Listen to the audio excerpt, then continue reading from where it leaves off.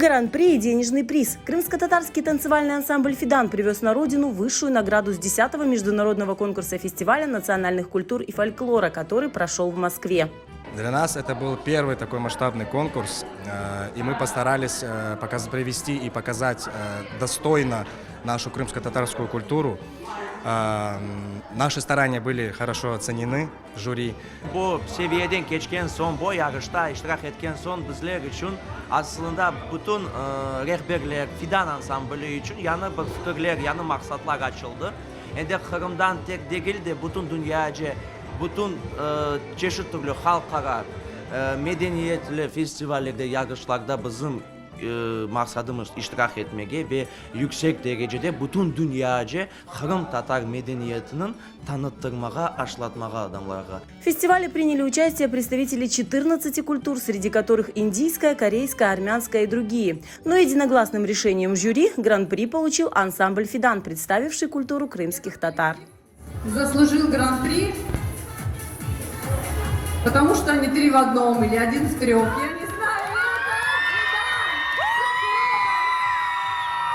Ну что, друзья, диплом гран-при лидер награждается ансамбль крымско-татарского танца «Фидан».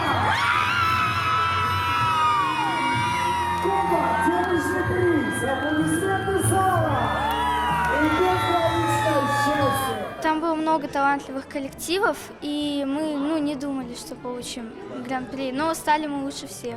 Я очень рад, что представлял свою культуру на международном конкурсе. Очень понравилось.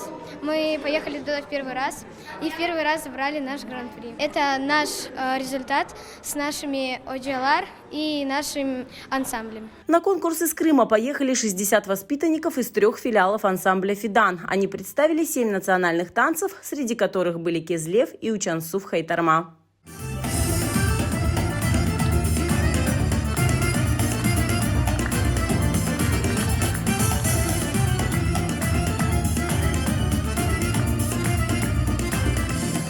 Мы для себя сделали вывод, что нужно в первую очередь, наверное, детям давать какое-то актерское мастерство, потому что сцена, она помимо танца, она еще и нужна харизма, а харизма заключается в актерском мастерстве. Этот конкурс стал нам стимулом расширять свои горизонты, двигаться, работать дальше и воплощать свои идеи в реальность. Не менее ярким стало возвращение победителей в Крым. В аэропорту их встретили живой музыкой, плакатами, шарами и попросили на бис.